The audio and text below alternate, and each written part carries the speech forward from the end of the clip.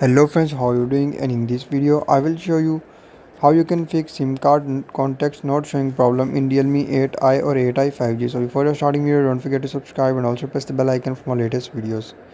So to fix SIM card contacts not showing or any other problem regarding SIM card in Realme 8i or 8i 5G, simply just follow every single step as I'm showing you in this video.